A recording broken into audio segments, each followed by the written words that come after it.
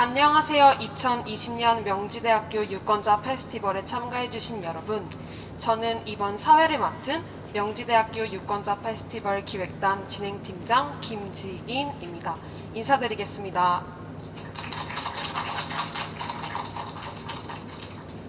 명지대학교 유권자 페스티벌은 매년 선거연수원이 주최하고 명지대학교 미래정치연구소와 미래정책센터, 명지대학교 정치외교학과가 공동으로 주관하는 행사입니다. 올해는 코로나19 확산 방지를 위해 유튜브 스트리밍을 통한 온라인 온택트 라이브 방식으로 페스티벌이 진행됩니다. 우선 기관에 대해 소개해드리도록 하겠습니다. 명지대학교 미래정치연구소는 2010년 교내 교책중점연구소로 설립되어 국내외 정치 현안에 대한 제시 및 대의민주주의에서 나타나는 정치적 대표성 위기 극복을 위한 방안을 모색하고자 학술회의, 포럼 등을 개최하고 관련 단행본과 학술지, 미래정치 연구를 발행하고 있습니다. 명지대학교 미래정책센터는 한국연구재단의 한국사회과학연구지원사업의 대형 연구센터로서 선정되어 2019년에 설립되었으며 대의민주주의 강화를 위한 시민, 정당 모델과 사회통합을 주제로 다양한 연구를 진행하고 있습니다. 명지대학교 정치외교학과는 1983년 설립되었으며 정치학 일반 및 국제정치와 관련되는 이론, 실제, 제도 사상 등의 제반 분야의 연구를 개발하고 국제화 시대에 능동적으로 대처하기 위해 국가 발전에 기여할 수 있는 인재를 양성하는 것을 목표로 합니다. 다음은 명지대학교 미래정책센터 김진주 교수님의 인사 말씀이 있겠습니다. 여러분의 큰 박수와 호응 부탁드립니다. 네, 안녕하세요. 명지대 미래정책센터 김진주입니다. 저희 명지대 정치외교학과와 이 중앙선관위 선거연구소원에서 주최하는 유권자 페스티벌이 벌써 3번째 참여를 맞이합니다. 그래서 이전에 참여했을 때는 우리가 직접 학생들이 와서 여러 단체들의 프로그램에 참여하는 정말 좀 즐기는 축제의 장이었는데, 이번에는 이렇게 찾아뵙게 돼서 조금 아쉽지만 그래도 온라인이라는 새로운 방식을 통해서 우리가 참여할 수 있게 돼서 뭔가 조금 더 기술적으로 발전한 기분이 듭니다. 그래서 우선 이 유권자 페스티벌을 지금 힘든 상황 속에서도 기획하고 주최해 주시는 중앙선관위 선거연수원 분들, 그리고 운영사무국 분들께 진심으로 감사의 말씀을 드립니다. 그리고 지난 몇 달간 우리 언택트 시대에 이 프로그램을 진행하고 기획하기 위해서 많이 노력해 준 우리 명지대 정치외교학과 기획단 학생들에게도 진심으로 감사의 말씀을 드립니다. 코로나19로 지금 대학뿐만 아니라 사회 모두가 힘이 듭니다. 그렇지만 오늘 우리가 유권자 페스티벌에서 이렇게 프로그램을 진행하는 것처럼 우리는 언제나 늘 그랬듯 방법을 찾을 것이고 길을 찾을 수 있을 것이라고 생각합니다. 오늘 저희가 준비한 강연은 청년 미래를 듣다로 코로나19 속, 그리고 더 나아가서 포스트 코로나 시대의 국제사회와 국제정치, 그리고 한국 정치에 있어서 조금 더 어떤 방향으로 나아가야 되는지 전문가분들을 모시고 이야기하는 자리입니다. 그래서 오늘 우리 여러분들, 그리고 강연을 들으시는 모든 분들이 다 들으시고 나서 우리가 함께 어떤 방향으로 나아가야 할지 길에 대해서 좀 모색할 수 있는 좋은 시간이 되었으면 좋겠습니다. 감사합니다.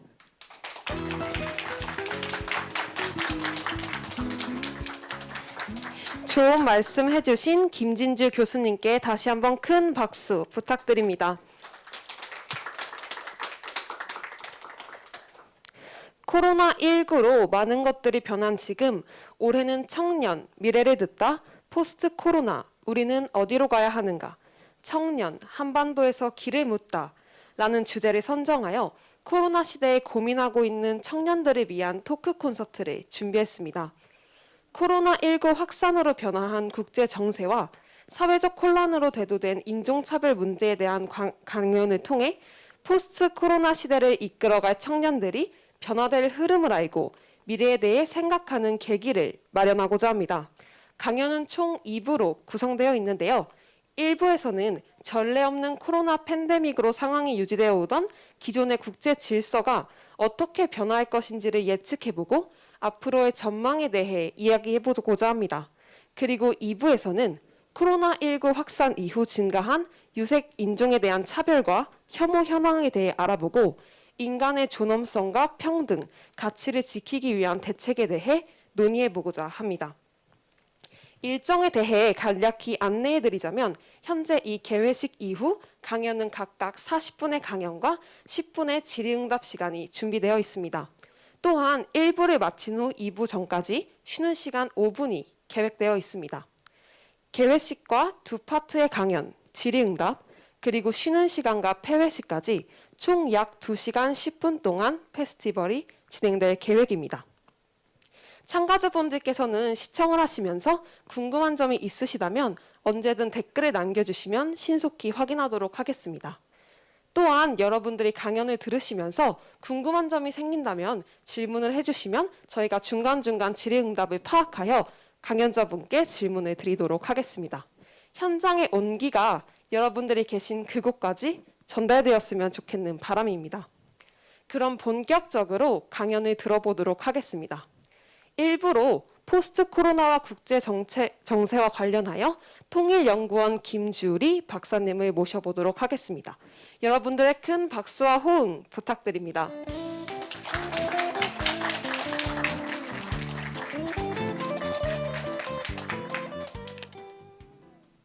네, 안녕하세요. 방금 소개를 받은 통일연구원의 김주리입니다. 저는 이제 통일연구원에서 정치학 박사를 하고 통일연구원에서 일을 하고 있고, 안보와 군사 이쪽으로 연구 분야를 잡아서 연구를 하고 있습니다. 제 소개는 간략하게 이렇게 드리고요. 제가 오늘 이 코로나19 시대에 어떤 국제 정세의 변화가 있을지에 대해서 강연을 해달라 이런 말씀을 요청을 들었는데 그 전에 이제 코로나로 인해서 한국 사회뿐만 아니라 여러 국가들의 우리의 일상이 어떻게 변화했는지에 대해서 정말 여러분들께서도 그 전에 이제 사회자분이나 그 인사말 해주신 교수님께서 말씀하셨다시피 여러 가지로 많이 느끼는 것들이 있으실 거라고 생각을 합니다. 특히 여기 앞에 계신 분들은 대학교 1, 2학년 학생들이 많다고 들었는데 본인이 생각하던 어떤 그런 대학 생활에 대한 그런 환상이라면 환상이랄까, 계획이라면 계획이랄까 이런 것들이 있으셨을 거라고 생각을 하는데 그런 것들이 코로나19로 인해서 어떻게 이렇게 영향을 받았는지 이런 것에 대한 고민이 많으실 거라고 생각을 합니다. 국제 정치 또한 코로나19로 인해서 굉장히 많은 변화를 겪고 있는데요. 제가 이 강의 주제에 대해서 이제 요청을 받고 고민을 해봤는데 포스트 코로나를 논의하기 전에 이제 그러면 그 코로나 이전에는 어떤 상황이었는지에 대한 그런 논의나 강의가 먼저 그런 고민이 먼저 있어야 된다고 생각을 했습니다. 그래서 이번 강연은 코로나 이전에 국제 정치가 어떤 논의들이 있었고 어떤 상황이었는지에 대해서 먼저 얘기를 해보고 그 이후 그 코로나로 인해서 어떻게 영향을 받았는지에 대해서 논의를 해보고 그 이후에 좀 더 포커스를 낮춰서 한국 사회에 굉장히 큰 영향을 미치고 있는 미중 관계를 중심으로 좀 더 심도 있는 논의를 해보고자 합니다. 그리고 마지막으로 그 미중 관계가 한국 정치에 어떤 영향을 미치고 있는지 그런 것들 그리고 앞으로 전망이 어떻게 될 것인지 이런 것들에 대해서 함께 논의를 해보고자 합니다.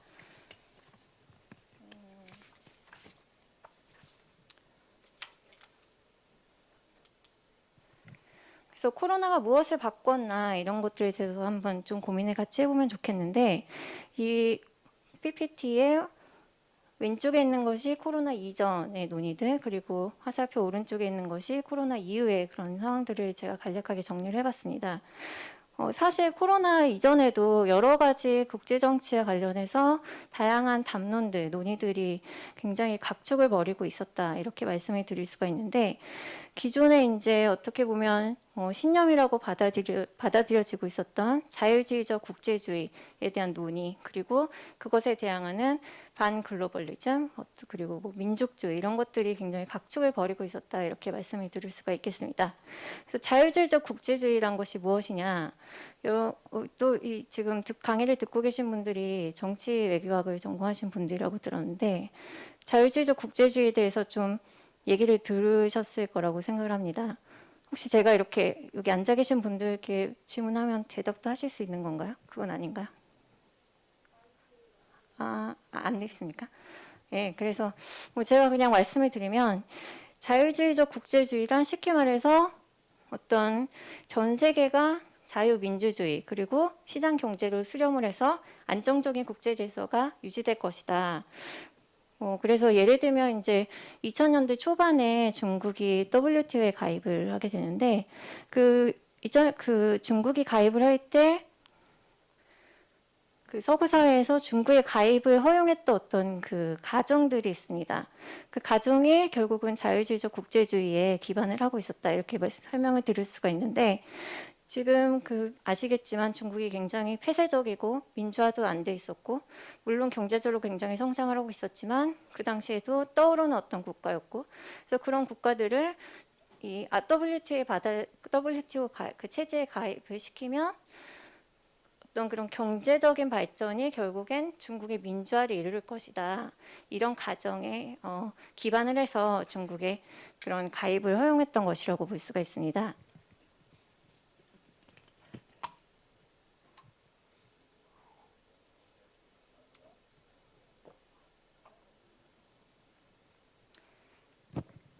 그래서 결국에는 그런 것들이 이제 자유주의적 국제주의의 그런 신념에서 기반을 하고 있었던 것이라고 볼 수 있고 또 어떤 지구화라는 것이 세계 모든 그 인구라던가 국가를 부양을 시킬 것이다. 이런 가정이 또 있었던 거죠. 그리고 굉장히 자유로운 그런 무역과 경제와 모든 것들의 자유로운 이동이 모두를 보강을 시킬 것이고 빈곤이 사라질 것이다. 이런 것들을 가정을 하고 있었던 것이죠. 따라서 이제 자유와 국제기구, 제도 이런 것들에 대한 믿음이 기반을 하고 있는 것이라고 볼 수가 있습니다. 그에 반해서 이제 민족주의 반글로벌리즘을 보시면 굉장히 자유주의적 국제주의하고는 거리가 멀어 보이죠. 그래서 이런 것들 이제 여러 가지 예들이 있는데 뭐 여러분께서 잘 아시는 블랙시트 들어보셨죠? 영국이 그 EU 연방에서 탈퇴를 하는 그런 것들이 어떻게 보면 굉장히 경제적인 이유가 있을 수도 있지만 기저에는 굉장히 그 영국 국민들이 갖고 있던 민족주의적인 자긍심이 기반이 되었다 이렇게 볼 수가 있습니다. 그리고 뭐 저희 지금 뭐 BTS 그 예에서 볼 수 있다시피 중국의 어떤 그런 민족주의 같은 것들 그런 것들도 굉장히 그 민족주의의 그런 기반을 하고 있는 현상이라고 볼 수가 있는 것이죠. 그래서 예를 들어서 제가 그 몇 년 전에 죄송합니다. 몇 년 전에 그 아일랜드에 출장을 갔었는데 북아일랜드와 아일랜드가 굉장히 나눠져 있는 분단을 겪고 있다가 90년대 후반에 극적으로 타결을 해서 지금은 왕래가 자유로운 그런 상황인데 그때 제가 갔을 당시에 블랙시트가 어떻게 될 것이냐 이 논의가 굉장히 뜨거웠던 시기였습니다. 그래서 그 아일랜드는 EU에 포함되어 있는 국가였고 만약에 영국 연방이 EU에서 떨어져 나간다면 더 이상 북아일랜드는 EU 국가가 아닌 것이었죠. 그래서 그 당시에는 이제 이동의 자유로 하는데 만약에 그 블랙시트가 현실화된다면 그 이동이 가로막힐 것에 대한 그런 두려움이 그 아일랜드 사람들과 북아일랜드 사람들 모두에게 있었던 것을 볼 수가 있었거든요. 그래서 뭐 물론 그 지금 이제 그 이동은 자유화를 시킨다는 그런 협정을 그런 조약까지는 아니고 조건을 이제 기반을 해서 그 블랙시트가 논의가 진행되고는 있지만 어떻게 보면 이런 민족주의라는 그런 것들이 이 국제 정치라던가 그 국가의 정치에 어떻게 영향을 미치는지를 굉장히 잘 보여주는 예라고 볼 수가 있습니다. 그리고 또 하나의 예가 이제 또 하나 그 코로나 시기에 그 벌어지고 있던 논의 중에 하나가 강대국 정치의 재점화라는 것을 볼 수가 있습니다. 그래서 코로나 이전에 이미 강대국 정치가 다시 부활을 했다 이런 것들을 설명을 드릴 수가 있는데 그 이후에 이제 그 코로나 이후에 이런 것들이 굉장히 심화가 되는 그런 모습을 볼 수가 있는 것이죠.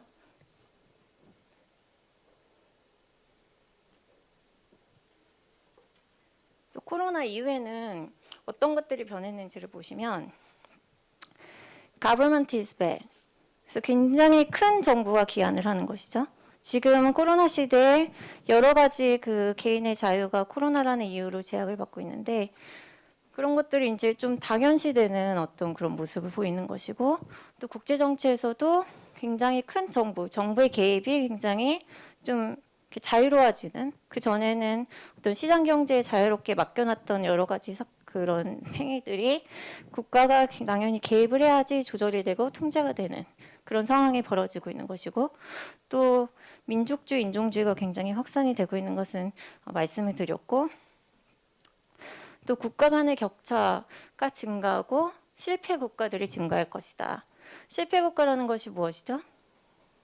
실패 국가는 정부의 어떤 행정권이라든가 경제권이라든가 이런 것들이 굉장히 좀 취약한 국가들이죠. 근데 코로나로 인해서 이런 국가들이 증가를 하게 되었다.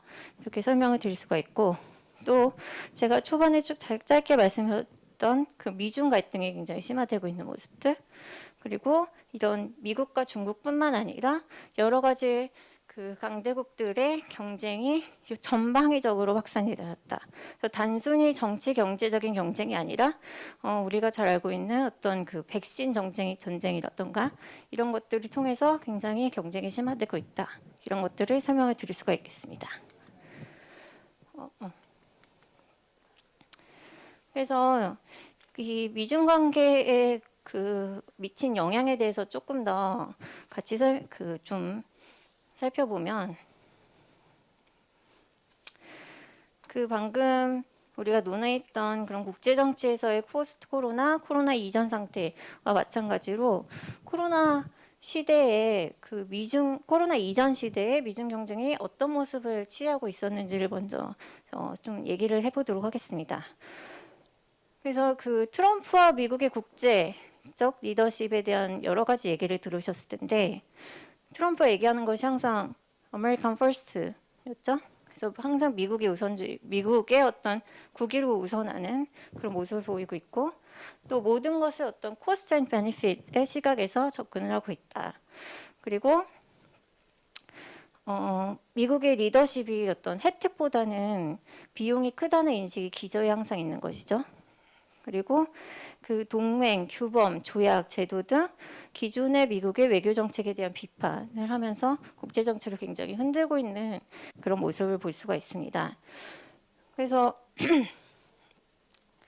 그 어떤 그런 미국이 굉장한 리더십을 발휘하고 있던 국제 조약이라던가 제도에서 탈퇴하는 모습을 그런 것을 많이 보여주고 있는데 예를 들면 WHO에서도 더 이상 지원을 하지 않겠다.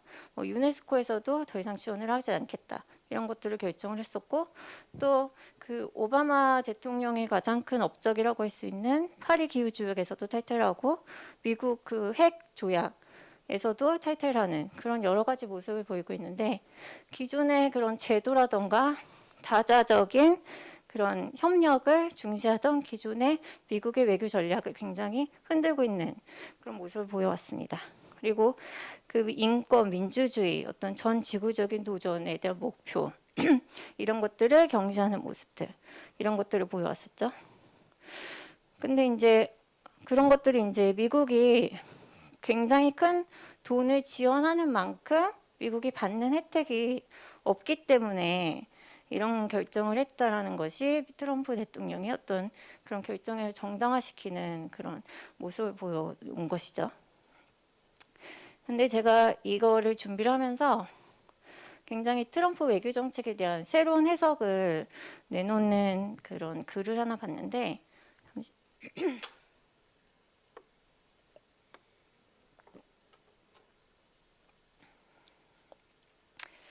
그 나디아 쉐들로라는 사람이 그 트럼프 대통령 트럼프 행정부의 내셔널 시큐리티 스트래티지라고 하는 국가 안보 전략이라는 보고서가 있는데 거기에 참여를 했던 저자 중에 하나입니다.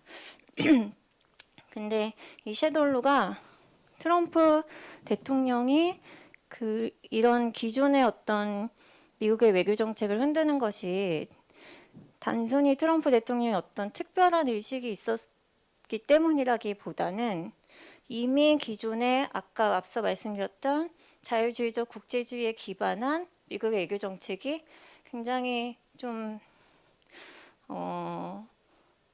한계를 보이고 있었다는 것을 트럼프가 정직하게 보여준 것이다라는 해석을 내놓는 것을 볼 수가 있었거든요.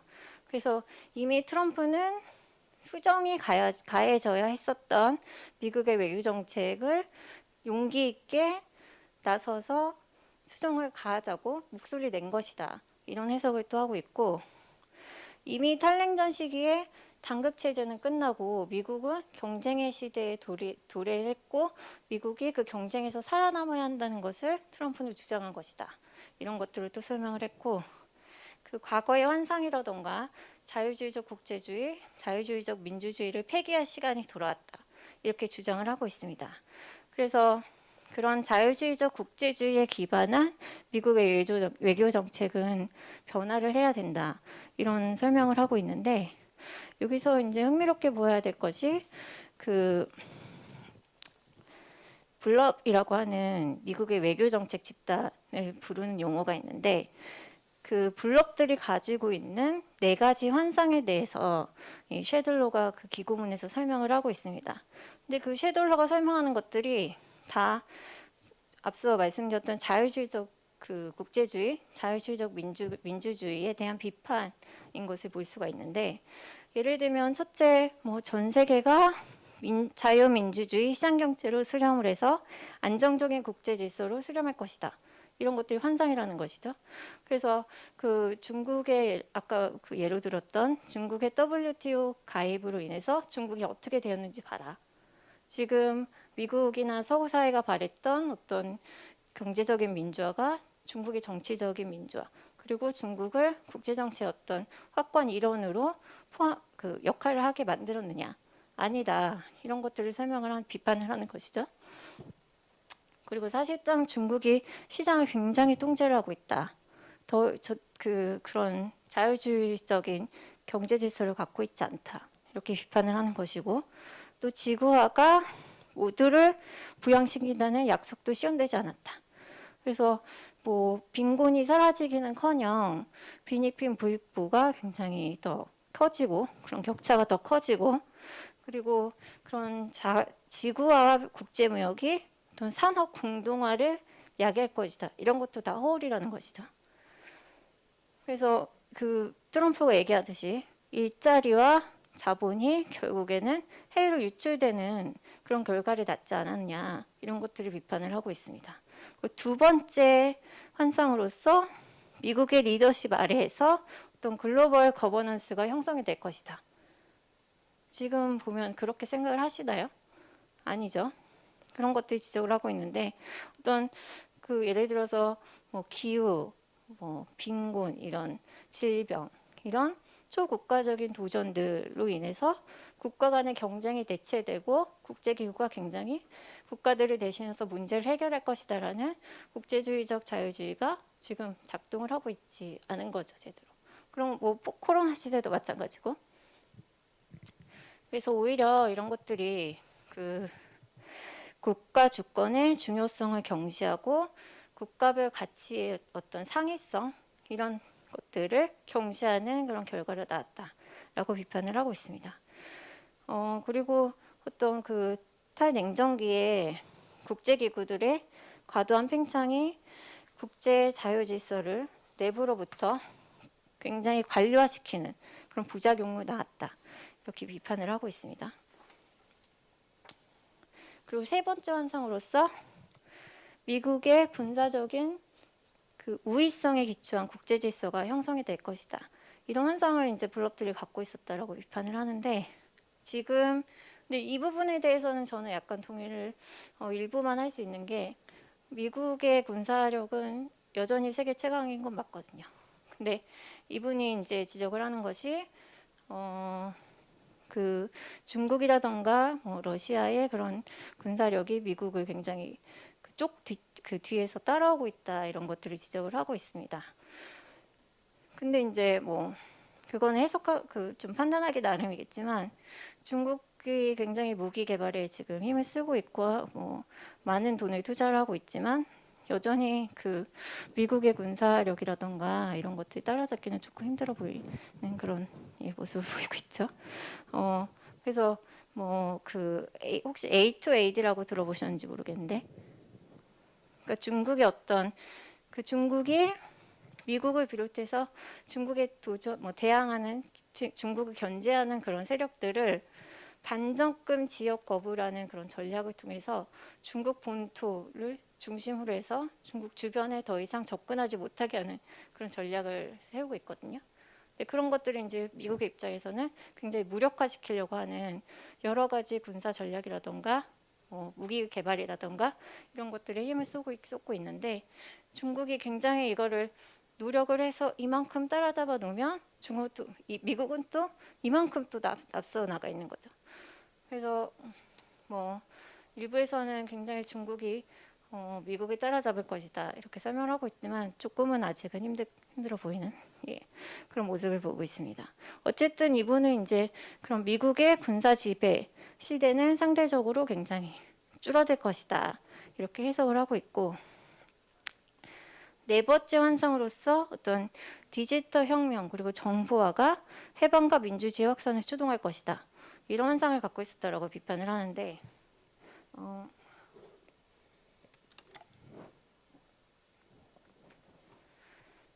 그 아랍 스프링이라고 아시죠? 그때 굉장히 정보화가 민주주의를 확산시키는 그런 역할을 했었죠.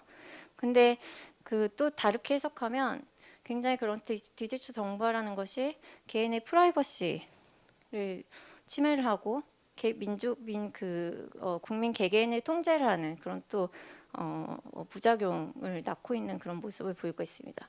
그래서 이런 네 가지 환상에 대해서 지적을 하면서 이런 것들이 굉장히 큰 틀에서는 어떻게 보면 자유주의적 민주주의, 자유주의적 국제주의에 기반한 그런 가정에 기반한 미국의 외교 정책이라고 설명을 하면서 이런 것들이 어떻게 보면 환상이었고 지금 이 수정할 시기가 이미 도래를 했는데, 기존의 그 블록들은 이런 것들을 무시를 하고 있었던 것뿐이고 트럼프는 이것을 조정을 하려고 노력을 한 것이다 이렇게 해석을 하는 그런 모습을 보이고 있습니다.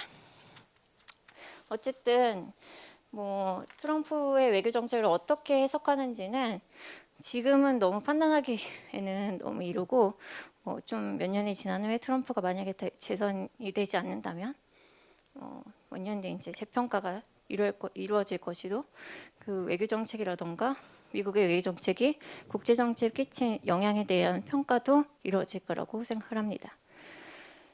그래서 이제 그런 트럼프와 미국의 국제 리더십에 대한 논의가 있었고, 그 이후에 그 밑에 거 보시면은 트럼프와 중국을 보시면 굉장히 그 트럼프가 중국을 견제하는 것은 여러 뉴스를 통해서 학생 여러분께서도 접했을 거라고 생각을 합니다.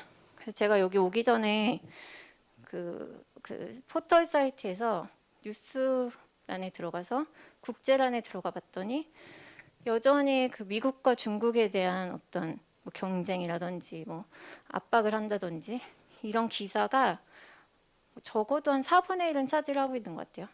그게 이제 한국에서 관심이 있기 때문이기도 하지만 국제 정치의 그 미중 경쟁, 미중 관계가 미치는 영향이 굉장히 큰 것이라는 것을 보여주는 것이라고도 볼 수가 있죠.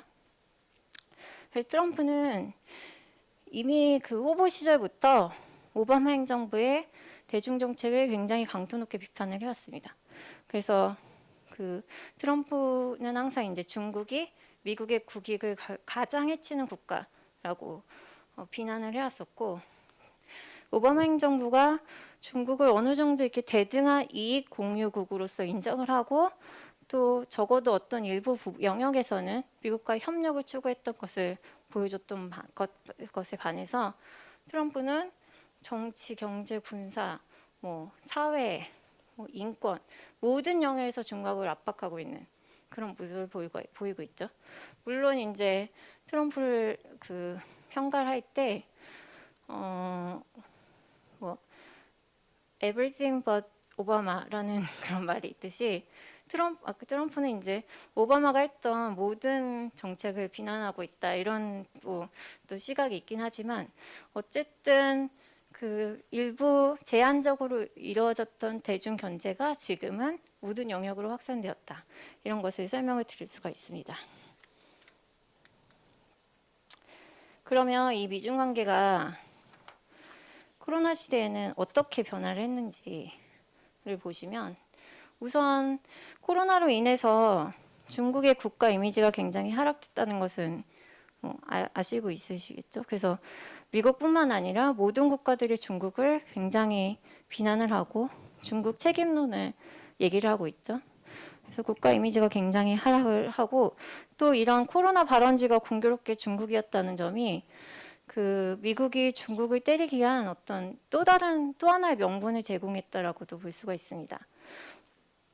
그래서 오히려 뭐 갈등은 굉장히 또 당연히 심화된 것이고 또 일각에서는 이 코로나로 인해서 코로나가 미국의 어떤 그런 국제적인 리더십을 테스트하는 그런 계기가 되었다라고도 설명을 하고 있는데 그래서 그런지 몰라도 굉장히 중국 때리기가 심화되는 너무 노골적으로 보여지는 그런 모습을 보이고 있죠. 근데 또 어떻게 보면 반대로 생각할 때 그 코로나로 인해서 아이러니하게도 중국의 어떤 세계 공장으로서의 그런 가치가 또 그런 중국의 위상이 재확인되는 그런 계기가 되었다고도 볼 수가 있습니다. 그래서 예를 들면 이제 중국이 굉장히 그런 1대1로 정책을 추진함에 있어서 비난을 많이 받아왔는데 그 부채 덫이라고 하는 것에 대해서 들어보셨을 것 같습니다. 그래서 중국이 1대1로는 아시죠? 그래서 그 1대1로를 추진함에 있어서 그 거기에 참여하는 국가들이 결국에는 부채 허덕이게 되고 또 이에 대한 반발로 인해서 그 1대1로 정책이 일부 국가에서는 중단되는 그런 모습도 보이고 있습니다. 근데 이제 그 코로나를 통해서 중국이 이 1대1로 정책을 사업을 정상화시키고 또 여러 방면으로 좀 다각화시키는 그런 모습을 보이고 있습니다. 그래서 일부 그 국가들의 반발로 중단되었던 사업들을 재개를 하고 또 새로운 사업들을 빠른 속도로 진행을 시키고 있고 또 단순히 이제 그런 물류의 이동 경로라는 것을 개발하는 측면에서 접근했던 1대1로가 지금은 디지털 실크로드, 우주 실크로드 이런 것들을 통해서 굉장히 다각하게 되는 그런 모습을 보이고 있습니다. 근데 이런 것들이 또 미국이 기존에 선점을 하고 있던 그런 예를 들면 방금 말씀드렸던 우주화 사업이라든가 이런 것들은 굉장히 미국이 앞서가고 있는 그런 영역인데 그런 것들에 대한 그런 중국의 그 진입이 현실화되면서 미중 갈등의 또 계기로 작용하는 그런 모습을 보이고 있습니다. 따라서 그리고 또 그 코로나 백신 선점을 위한 여러 가지 노력들을 보이고 있고 이런 것들을 볼 때 미중 경쟁이 단순히 미국과 중국 간의 어떤 그런 경쟁을 넘어서서 코로나로 인해서 어떤 지역적 차원에서 미국과 중국이 이 지역을 어떻게 선점을 하고 어떤 식으로 경쟁을 하게 되는지를 그 향방을 조금 보여주게 되고 그런 것들이 확대되는 그런 계기가 코로나로 인해서 이루어지고 있다. 이렇게 설명을 드릴 수가 있겠습니다. 반면에 이제 미국은 트럼프가 계속 이거를 코비드 19 이렇게 안 부르고 코로나로 안 부르고 차이나 바이러스라고 굉장히 계속 중국이 심하게 반발하고 있음에도 불구하고 계속 얘기를 하고 있죠.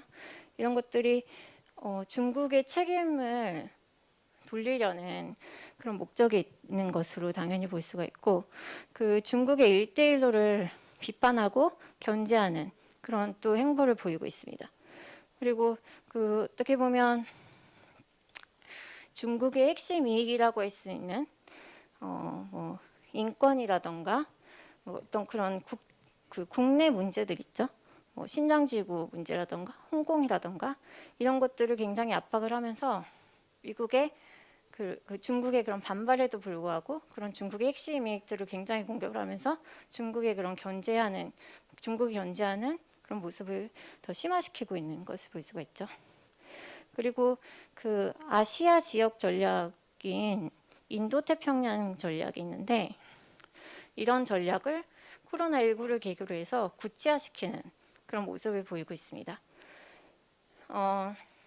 인도태평양 전략에 대해서는 혹시 아시죠? 그래서 짧게 말씀드리면 굉장히 그 free and open Asian and Pacific이라고 부르면서 자유롭고 열린 인도 태평양 지역이 있는데 이 지역을 통제하고 장악하려는 국가들을 수정주의 국가라고 명명을 하면서 그 예로서 중국, 러시아를 들고 있거든요. 근데 러시아를 넣긴 했지만 직접적으로 공격하는 것은 중국인 거죠. 그 전략에서. 그래서 이 자유롭고 열린 인도태평양 지역을 지키기 위해서는 수정주의 국가인 중국을 견제를 해야 된다.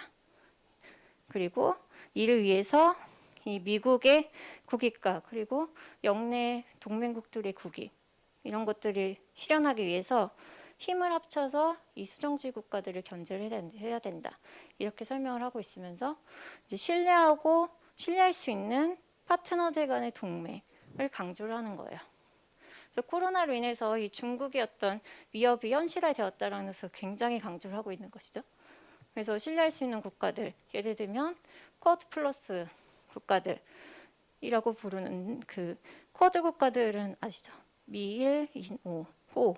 그래서 미국, 일본, 인도, 호주 이 국가들 플러스 아세안 국가들을 중심으로 하는 그런 동남아시아 국가들 이런 국가들 간에 굉장히 믿을 수 있는 국가들 간의 그런 협력을 통해서 중국을 견제해야 된다는 것을 굉장히 강조를 하고 있습니다. 이런 것들이 미국과 중국의 이런 경쟁이 결국에는 한국에 영향을 미칠 수밖에 없는 것이죠. 그래서 여러분 잘 아시고 있는 사드 문제도 이런 그 미중 간의 그런 갈등의 어떤 단초가 되었다 이렇게 볼 수가 있는데 앞으로 이런 똑같은 제2의 사드 사태라는 것이 발생할 수 있다 이렇게 예측을 조심스럽게 해볼 수가 있는 것이죠. 그래서 이런 미중 갈등, 포스트 코로나 시대에 심화되고 있는 미중 갈등 속에서 한국이 그럼 나아가야 할 방향은 무엇이냐에 대해서 짧게 설명을 좀 논의를 해보면 굉장히 이건 어려운 문제예요. 근데 그래서 제가 여기 세 가지를 정리를 하고는 있지만 조금 현실적으로 이거를 정책화시키는 것을 어떻게 정책화시킬 것인지에 대한 굉장히 많은 고민들이 있고 논의가 이루어지고 있습니다. 근데 그 아무도 확실하게 이것이 정답이라고는 말을 못하고 있는 그런 상황인 거죠.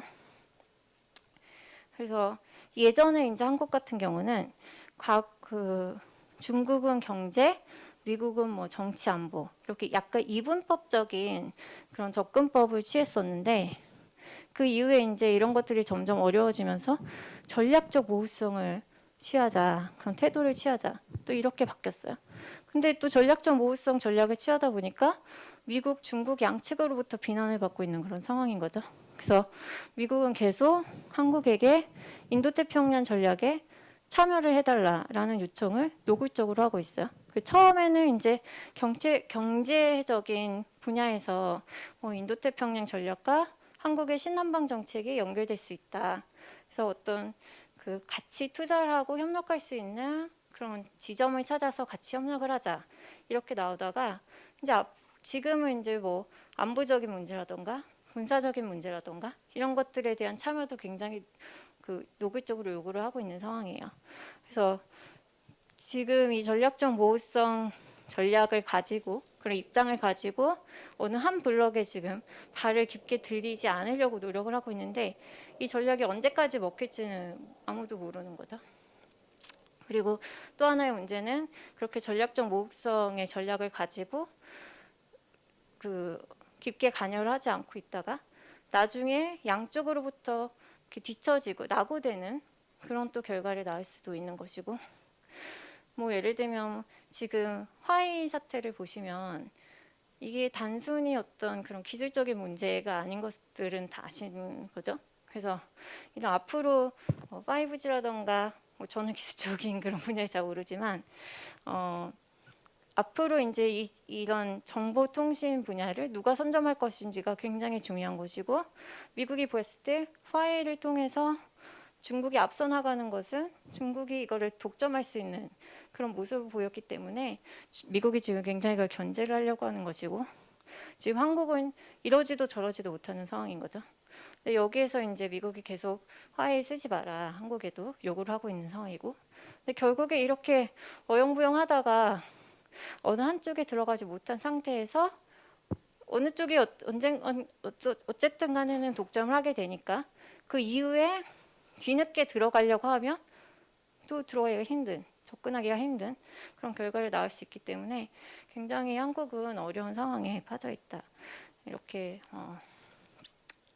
설명을 드릴 수가 있습니다. 어쨌든 이제 그런 어려운 상황에도 불구하고 뭔가 정책을 세우고 전략을 세워야 하기 때문에 그 체계적인 지역 전략을 수립을 우선 해야 된다는 것을 제안을 드릴 수가 있습니다. 그래서 지금은 뭐 전략적 모호성, 뭐 이분법적 접근 이런 굉장히 모호한 용어로서 한국의 외교 그런 정책 입장을 고수하고 있지만 이런 것들이 더 이상 먹히지 않을 것이다. 그래서 체계적으로 어떻게 우리가 이런 상황을 타결할 수 있을 것인지에 대한 그런 진지한 고민이 필요한 것이고, 또 하나의 방안으로서 한국과 유사한 입장의 국가들을 이제 같이 그런 국가들과 연대를 추구를 할 수가 있는 것이죠. 그래서 한국 혼자 우리는 이렇게 어려워요, 그래서 이렇게 할 수 없어요, 이렇게 주장을 하는 것보다는 비슷한 입장의 국가들을 찾아서 그들과 목소리를 같이 내므로써 미국 혹은 중국에 우리의 입장을 어필할 수가 있는 그런 것들도 생각을 해볼 수가 있고, 사안별 협력을 모색하는 것을 추구하는 것이죠. 근데 이것도 조금 어려워지고 있기는 해요. 왜냐하면 앞서 말씀드렸다시피 미국이 경제적인 그 영역뿐만 아니라 군사 안보적인 영역에서도 참여를 요구하고 있기 때문에 이런 것들을 선별적으로 하는 것이 조금 어떤 명확한 기준을 갖고 있지 않는 이상 쉽지는 않을 것이다, 이렇게 보여지는 것이고, 그럼에도 불구하고 좀 열심히 찾아봐야 되는 것이죠. 예. 근데 이제 이렇게 말씀을 드리면서도 굉장히 좀 어려움이 많습니다. 저는 이제 연구원에 있다 보니까 굉장히 정책 페이퍼를 많이 써야 되는 그런 상황이 있는데, 그 정책 페이퍼의 특징 중에 하나는 마지막에 정책 제안을 항상 해야 되는 그런 것이죠. 결론에 정책 제안을 해야 되는데, 저도 이제 좀 현실적이고 실천할 수 있는 그런 정책을 제안을 하고 싶지만 특히 미중 관계에 있어서는 굉장히 그런 것들이 어려운.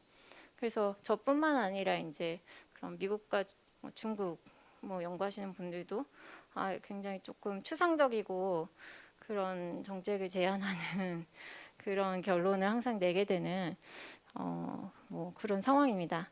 근데 앞으로 여러 그 분야의 전문가들과 이제 정부들과 협조를 해서 이런 외교 전략을 어떻게 세워야 되는지에 대해서 진지한 고민을 한국 정부뿐만 아니라 각계 여러 전문가들이 하고 있다는 것을 조금 알아주시면 좋을 것 같고, 제가 준비한 거는 여기까지고 다른 질문 있으시면은 좀 더 자세하게 설명을 드리도록 하겠습니다. 네, 박사님 정말 좋은 강연 감사드립니다. 이제 여러분들이 남겨주신 질문을 바탕으로 질의응답 시간을 가져보도록 하겠습니다. 네, 포스트 코로나와 변동하는 국제 정치를 주제로 한 김주리 박사님의 강연 잘 들었습니다. 유익한 강연 해주신 김주리 박사님께 다시 한번 감사 인사 전합니다. 그렇다면 지금부터 질의응답 시간을 10분간 갖도록 하겠습니다. 시간 관계상 유튜브 생방송 댓글 및 현장 질문을 3개 정도 선별해 진행하도록 하겠습니다. 첫 번째 질문입니다. 포스트 코로나 시대 속 특히나 주요 강대국들이 국가 중심주의적 방향성을 보이는 가운데 그렇다면 국제 기구의 역할이 갈수록 감소하고 있는 것은 아닌가라는 질문이 있었는데요. 이에 대해 어떻게 생각하시는지 여쭤보고 싶습니다.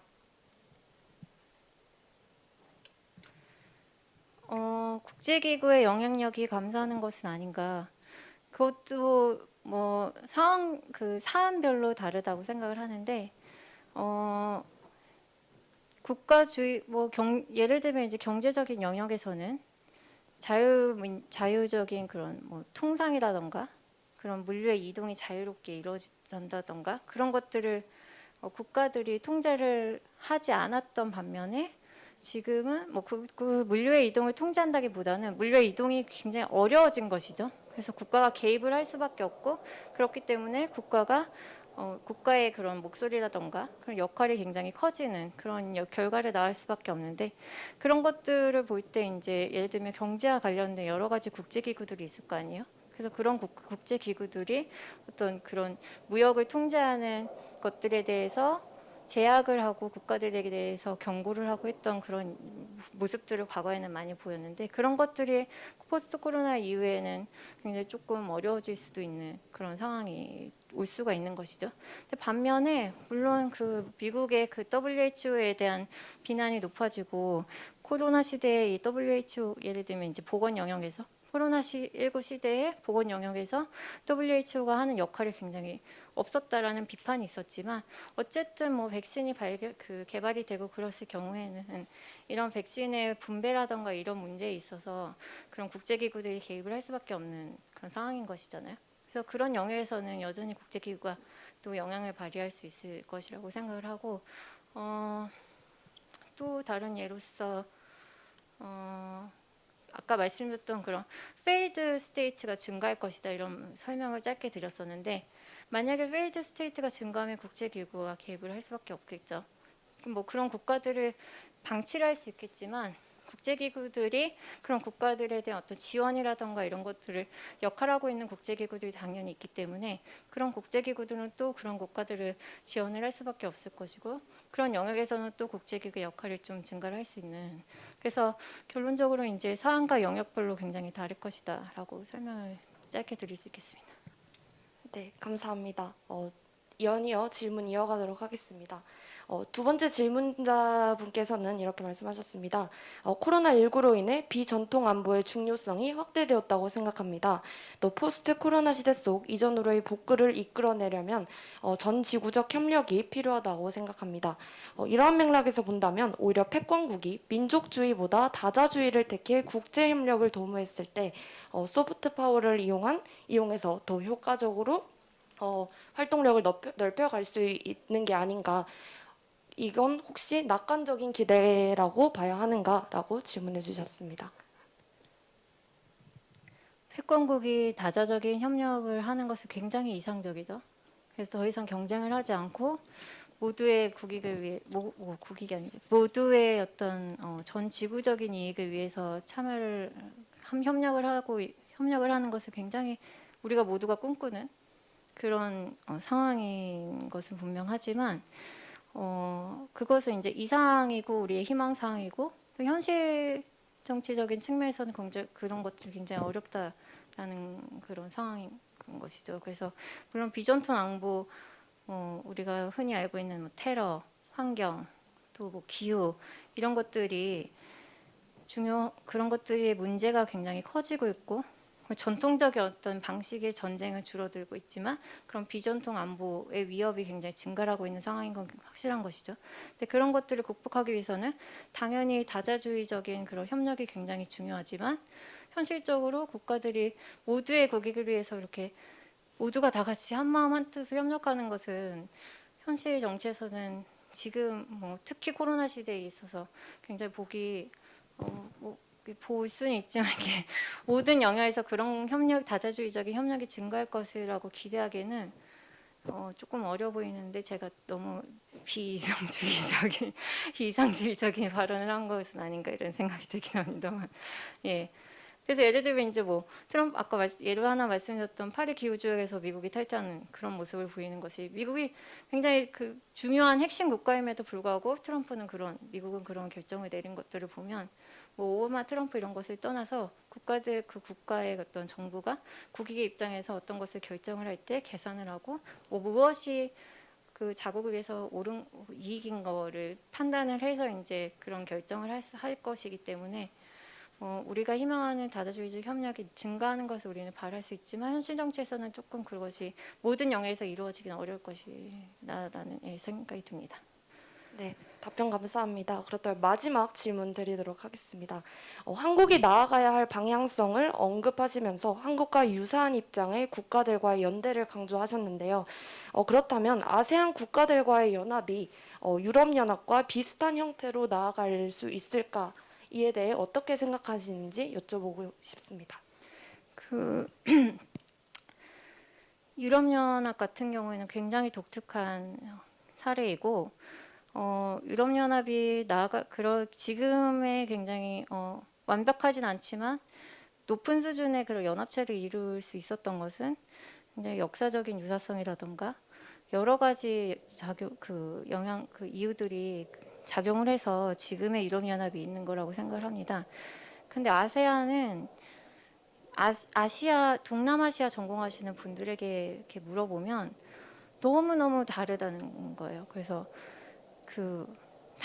아세안이 굉장히 많은 국가들이 포함이 되고 있는데 그 모든 아세안 참여 국가들 외에 뭐 예를 들면 뭐 베트남이라든가 이렇게 일부 지역 두세 개 국가들을 얘기를 할 때도 너무너무 다르다는 것이죠. 그리고 역사적으로 너무 다르고 뭐 분쟁의 역사도 깊었고 그런 것들 그리고 또 아세안 국가라고 해도 그런 경제적인 수준이 너무 다른 것이고 정치적인 그런 제도의 그런 차별성, 차이점 이런 것들이 그 아세안이 어떤 유럽연합의 그런 통합성의 수준을 달성하기는 굉장히 어렵다. 이런 얘기를 많이 들었고 제 생각에도 그렇습니다. 그래서 아세안이 유럽연합의 모습이 띄는 것은 조금 굉장히 어렵다 이렇게 말씀을 드릴 수가 있고 그러나 그럼에도 불구하고 그 아세안은 어떤 아세안의 그런 기구의 독자적인 정치 경제적인 그런 외교의 방향 이런 것들이 굉장히 조금 확고하기 때문에 그런 것들을 한국이 어떻게 보면 조금 배울 수가 있는 것이죠. 그래서 중국에 완전히 평양되지도 않으면서 그 안에서 아세안 국가들에게 이익이 되는 것이 무엇인지에 대한 판단을 굉장히 잘하고 있고 또 미국에 그냥 끌려가는 것도 아니고 이런 여러 가지 면들이 아세안의 외교 정책을 한국이 조금 벤치마킹이라고는 표현할 수는 좀 그렇지만 좀 배워야 될 점이 아닌가 이렇게 설명을 드릴 수가 있겠습니다.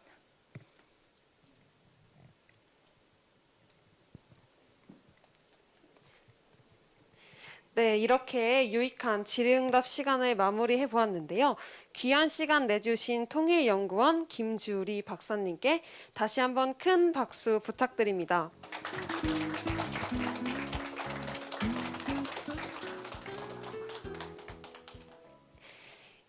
이렇게 1부가 마무리되었는데요. 잠시 후 2부를 진행하도록 하겠습니다. 잠시 기다려주시면 감사하겠습니다.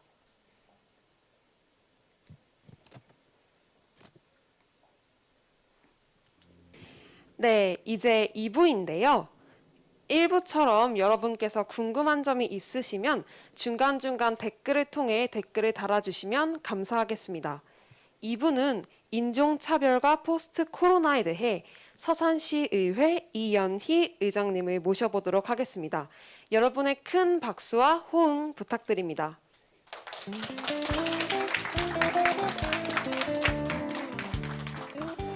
네, 여러분 반갑습니다. 방금 소개받은 서산시의 의장 이연입니다. 다시 한번 인사 올리겠습니다.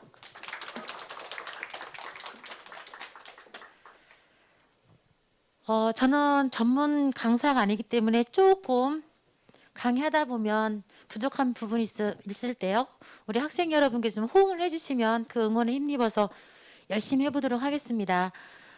지난주에는 충남 서산에 있는 한서대학교에서 서산시의회 역사 30년 첫 여성 의장으로서 초청받아서 유리천장에 대해서 강의를 하고 왔습니다. 근데 그때 학생들보다 얼마나 더 집중적으로 듣는가에 따라서 제 강의의 질이 더 좋아지지 않을까 그런 생각을 하면서 말씀을 드리도록 하겠습니다. 유권자 정치 페스티벌이네요. 저도 사실은 유권자로 있다가 이렇게 지금 작은 정치, 생활 정치를 하고 있는 입장인데요. 차별 속에서 제가 사실은 의장이 됐습니다. 근데 지금은 인종차별이라는 타이틀을 가지고 또 포스트 코로나란 저 타이틀을 가지고 제가 이 자리에 섰습니다.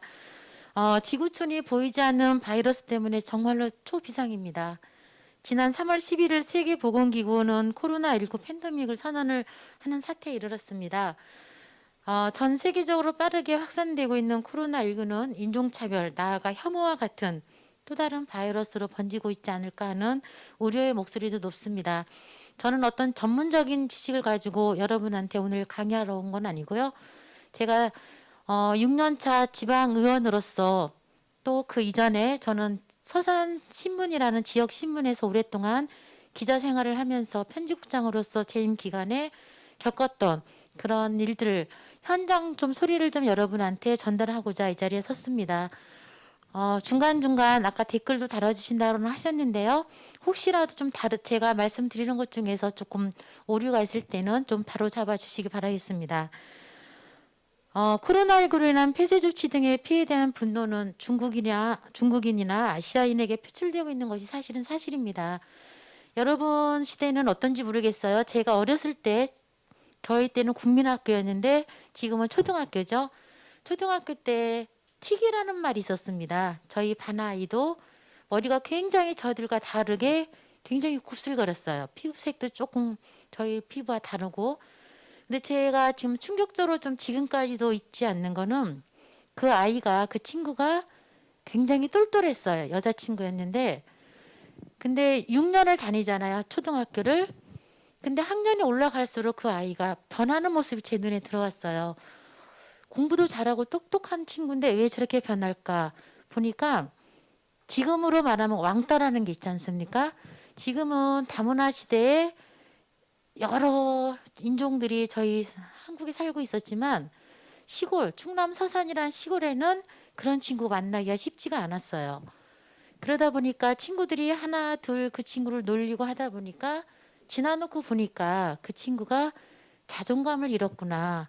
그 자존감을 잃으면서 그 친구가 좀 부정적으로 많이 바뀌었다라는 생각을 제가 이 강연을 준비하면서 그 친구를 좀 떠올려 봤습니다.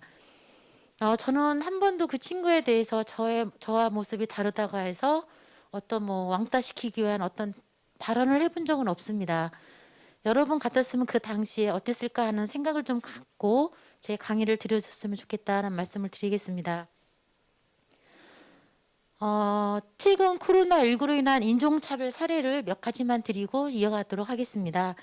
지난 2월 24일 영국에서 유학 중인 싱가포르 청년은 런던 번호가를 걷던 중에 갑자기 코로나 바이러스란 폭음과 함께 폭행을 당했던 일이 있었습니다.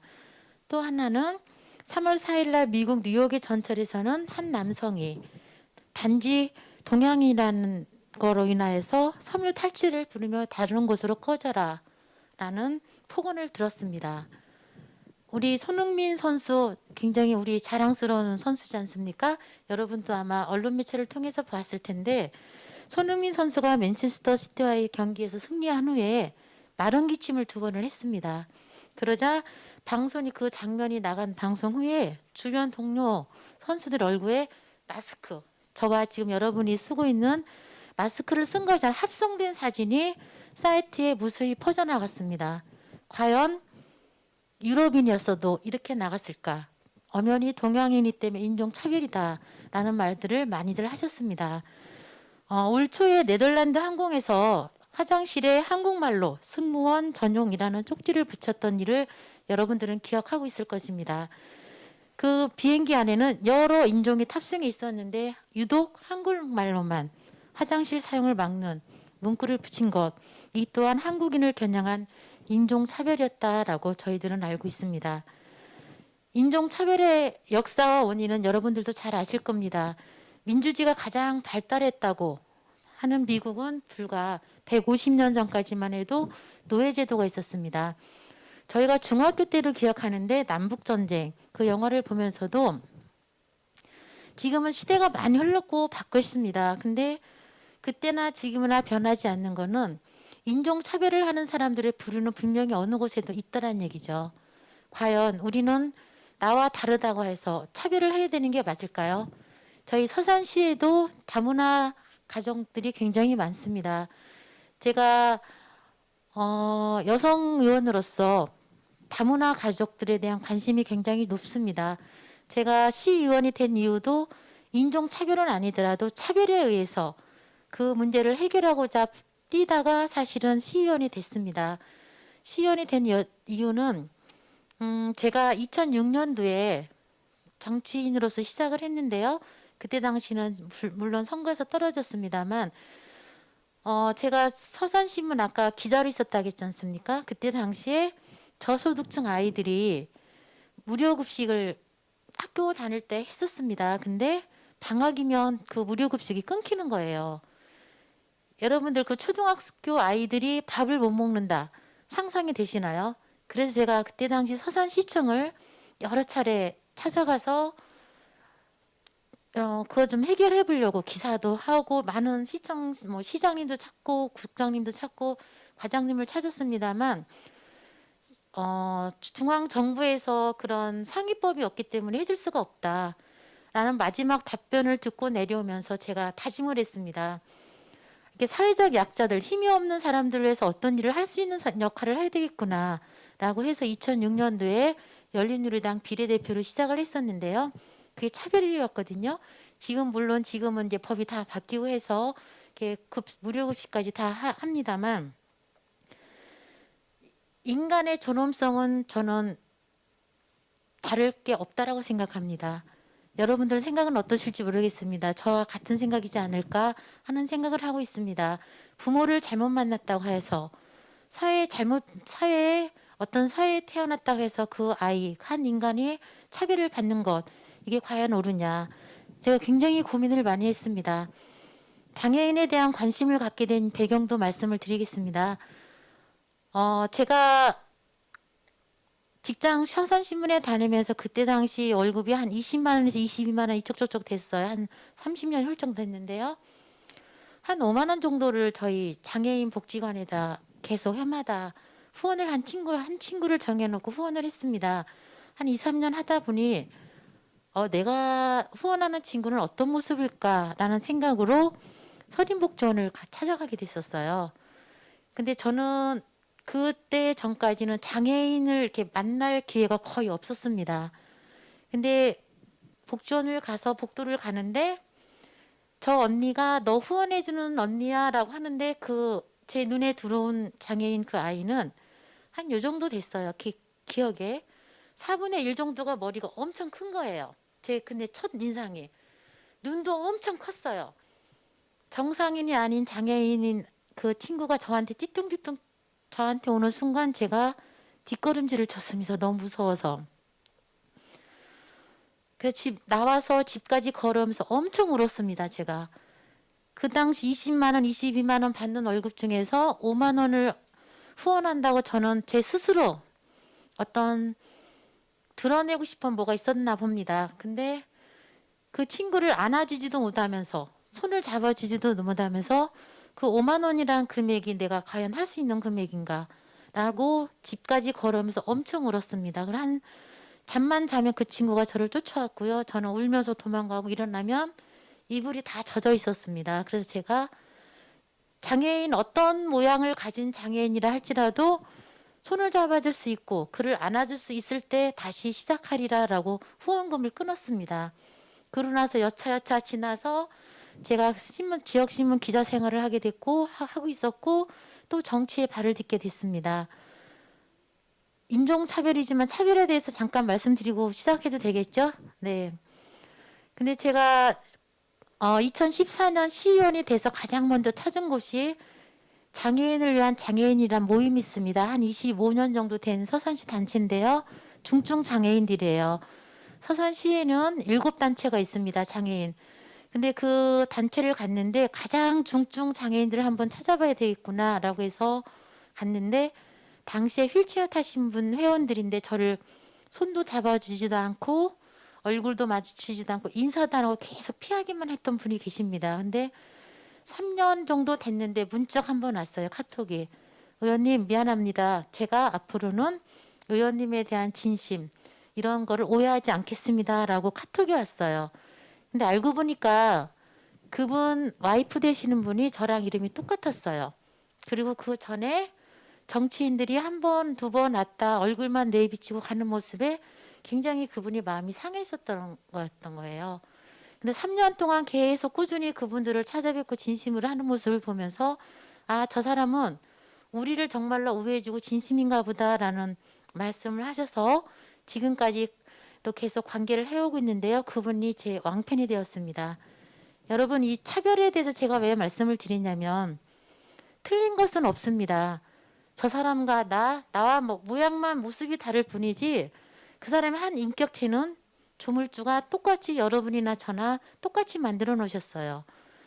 근데 제가 지금 장애인의 관심을 굉장히 많으면서 다문화 쪽에 관심이 많은 이유는 우리 서산시 예산이 1조가 넘습니다.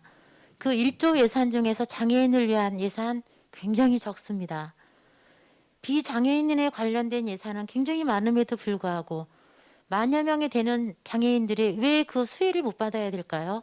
저는 해마다 예산할 때마다 장애인을 위한 예산을 계속 늘리자 계속 주장해왔고 그 예산들이 점차적으로 늘려가고 있습니다. 이 보도톡이 2cm가 되면 안 되는데도 불구하고 수두룩 벅벅합니다. 이런 표현을 하면 안 돼. 수두룩해요.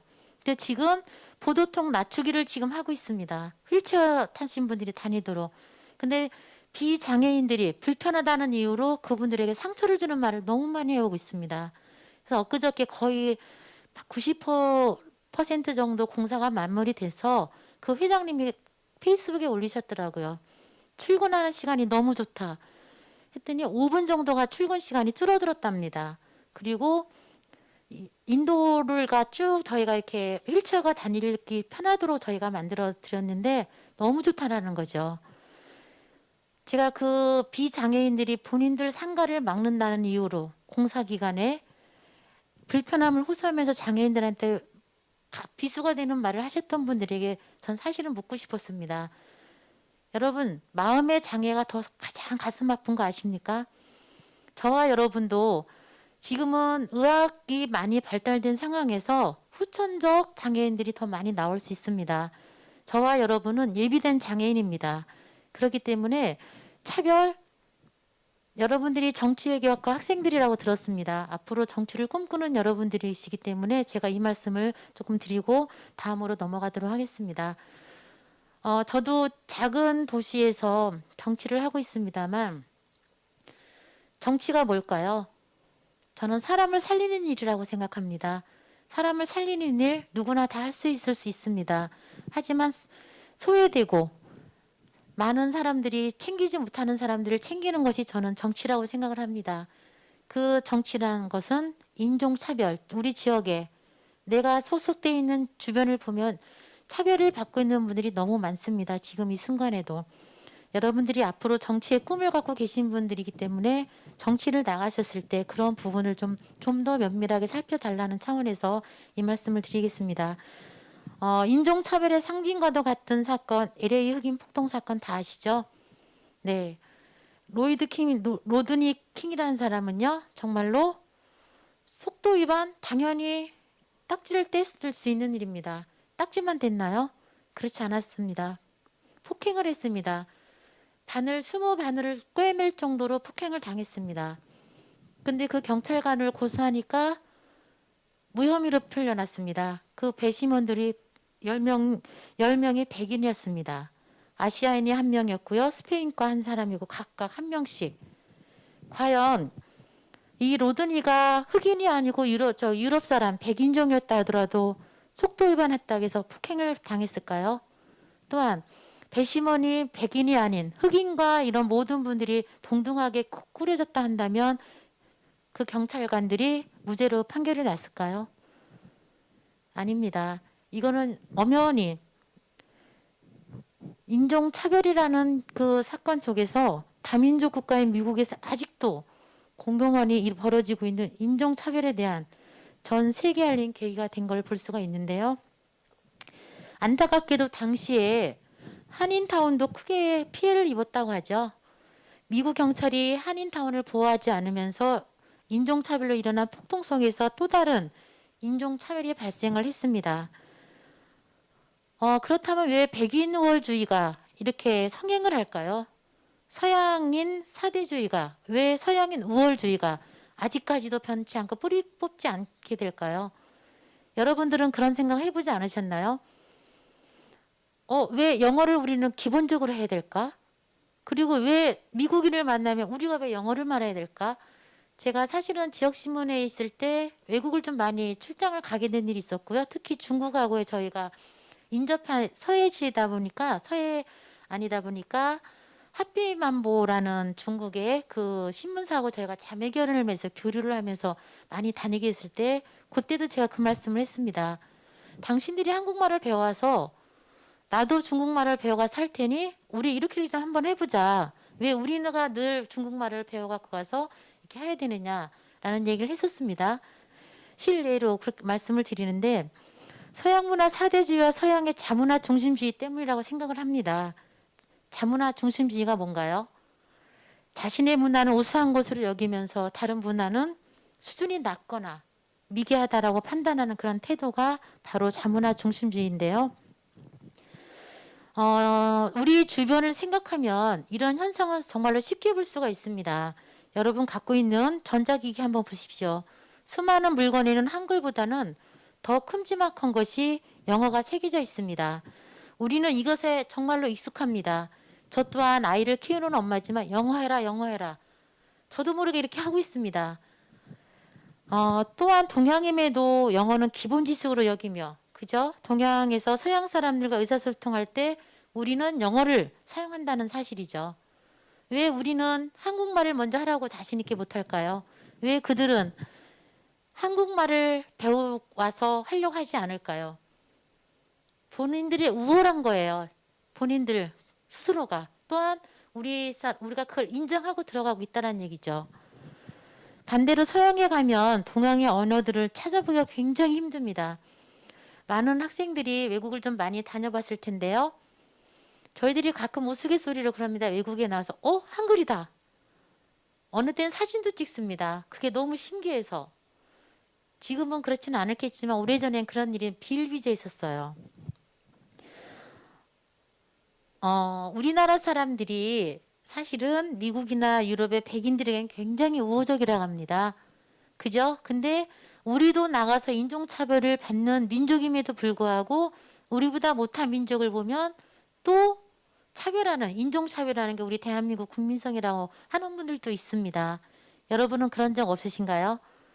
우리가 오늘 이 짧은 1시간의 강연 인종차별에 대해서 말씀을 나누고 있는데 과연 이론적으로 인종차별을 듣고 바로 내 마음을 바꿀 수 있을 건지 그거를 좀 한 번쯤 생각해 봤으면 좋겠다는 말씀 드리고요. 동남아인이나 흑인들을 멸시하는 이중적 잣대를 우리가 많이 갖고 있는데 우리나라 대학에서 연구교수로 체류 중인 젊은 인도인 학자가요.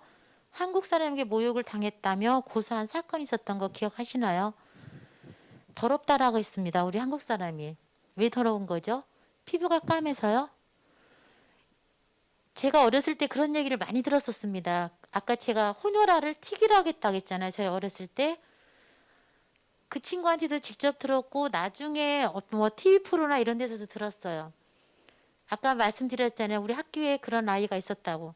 그 친구가 이 타올이 아니라 저희 때는 타올은 없었고 이렇게 때를 닦는 그거를 가지고요. 자기 피부가 까만 거에 대해서 막 벗겨서 이렇게 피가 날 정도로 벗겼었다는 얘기를 들었어요. 저희들이. 그때 당시에 여자 아이들이 여러 명이 많이 울었었는데 왜 인도인 교수가 더럽다는 말을 들었을까? 피부색이 다르다고 해서 우리가 외국에 나가면 마늘 냄새 난다고 싫어들 합니다. 그죠?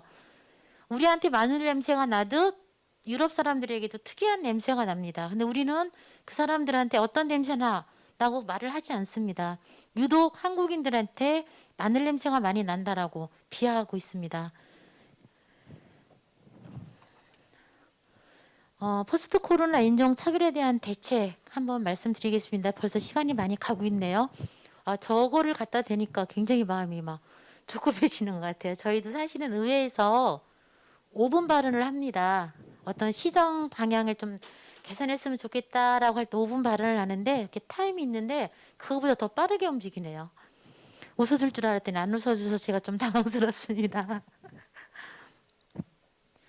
우리가 이 차별을 왜 할까라고 원인을 들어가 보면은요, 이해를 못하는 부분에서 차별을 하게 됩니다.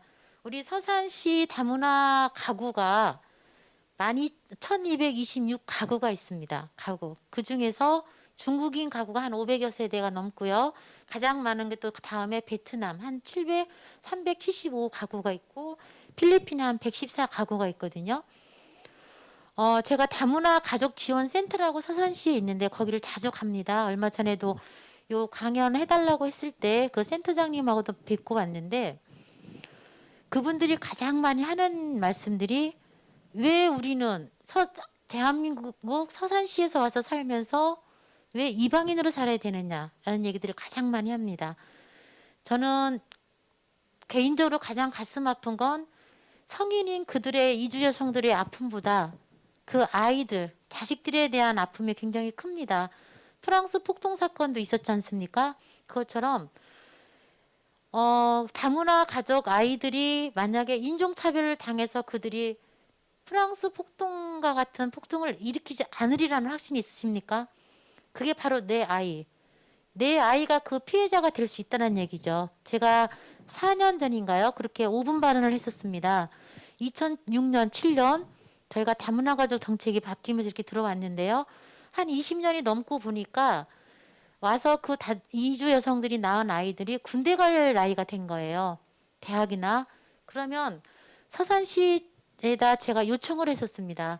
정부 차원에서 그게 아직 이루어지고 있지 않은데 서산시만으로라도 생애 주기별 다문화 실태 조사를 계속해서 그 시책을 좀 만들어 보자. 왜? 그 아이들이 차별받고 함으로 인하여서 어떤 사회적인 문제는 각 개인의 문제만이 아니라 우리 사회 전반에 걸쳐서 문제가 될 수 있다라고 방안 제시를 했었습니다만 잘 이루어지지를 않았습니다. 저는 정치를 시작하면부터 아까 말씀드렸듯이 여성, 장애인, 다문화 가족 등 사회적 약자에 대한 관심을 가져왔고요. 지금도 그 관심을 많이 어떻게 하든 그분들한테 정책을 펼치려고 노력을 하고 있습니다. 서산시 다문화 가족 지원을 조금만 소개를 좀 해드리겠습니다. 저희가 다문화 가족 방문 교육을 합니다. 방문해서 한국어 교육 서비스를 합니다. 여러분 제가 만약에 중국말로 한다든가 지금 일본어로 지금 여러분한테 막 제 강연을 하고 있을 때 과연 들을 수 있는 사람 몇 명을 물론 여러분들의 지식 수준을 다 믿겠습니다만 이중 여성들이 결혼이라는 어떠한 또 다른 일로 인해서 왔어요. 한국말을 모릅니다. 그러면 그 사람이 정상적으로 정착하기 쉽겠습니까? 가족 간의 소통도 안 되기 때문에 굉장히 어렵습니다. 그래서 서산시 다문화 가족 지원센터에서는 방문을 해서 한국어를 가르치고 있습니다. 서산시에는 다문화 가족 아이들이 다니는 차동 초등학교라고 있습니다. 팔봉에. 제가 그 학교 측에다도 그렇고 오늘도 교육장님을 만나서 그 말씀을 드렸습니다. 제가 오늘 명지대학교 정치교육 학생들한테 강연을 하러 가는데 다문화 쪽에 하다 보니 관심이 있다 보니 초청돼서 가는데 우리 교육장님 얘기 자랑 좀 하고 오겠습니다 라고 했어요.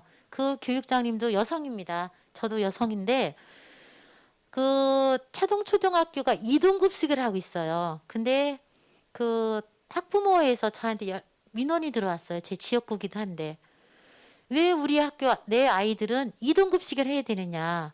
여름이든 겨울이든 음식을 다른 데서 만들어서 이렇게 오면 최하 30분에서 1시간 정도 있다 먹기 때문에 면 종류는 다 불고 겨울 같은 경우에는 음식이 다 식는다. 근데 제가 왜 우리 아이들만 다문화 아이라 해서 이렇게 해야 되냐는 소리에 제가 기가 번쩍 난 거예요. 그래서 교육청과 우리 시청 과장님을 불렀습니다. 그랬더니 그 학교에 지원해 준 게 3년 전에 어떤 지원을 해줬기 때문에 3년 후에나 가능합니다. 여러분 같았으면 아 그렇습니까? 그럼 3년 후에 하시죠라고 하시겠어요? 제가 다문화 쪽으로 들어갔습니다. 그 아이들이 만약에 다문화 아이들이 아니었어도 3년 후에 이걸 하라고 하겠습니까? 라고 계속 과장님과 그 교육청에 계속 얘기를 한 거예요. 결국엔 교육감님 모시고 와서 다 보여드리고요. 하기로 했다라는 오늘 연락을 받았습니다. 이쯤에서 박수 좀 쳐줘야 되는 거 아닌가요? 여러분이 정치의 뜻을 꿈을 갖고 정치에 나갔을 때 여러분이 관심 있는 분야에 어떤 일을 하시잖아요. 끝까지 하는 게 중요합니다. 한번 던져보고 내가 이렇게 민원이 들어왔으니까 아니면 내가 관심 있으니까 한 번, 두 번 이렇게 툭 던졌다가 이러이러해서 안 됩니다라고 말씀들이 거의 대부분입니다. 그러면 여러분들이 연구를 하시고 여러분들이 왜 안 되는지를 알아보셔야 돼요. 저도 만약에 다문화에 관심이 없었다면 내 지역구 민원이라 해서 듣고 말았을지도 모릅니다. 근데 다문화 가정 아이들의 이런 차별에 대해서 익히 알고 관심이 많았기 때문에 일반 아이들이었으면 제가 아마 그럴 수도 있겠다라고 했을지 모르겠습니다. 다문화 학생들이라서 차별하십니까라고 들어가니까요. 교육청에서 해야 되겠구나 라고 해서 시작이 되고 있습니다. 그 차별을 없애는 방법, 그 차별을 축소시키는 방법은 여러분들의 몫일지도 모릅니다. 제가 먼저 이렇게 차별을 갭을 좀 좁히는 일에 먼저 시작을 했습니다. 작지만 조동아님의 나 하나 꽃 피어 뭐 있잖아요. 여러분들이 하나가 꽃이 핀다고 바뀐 거냐라는 부정적인 생각 갖지 마십시오.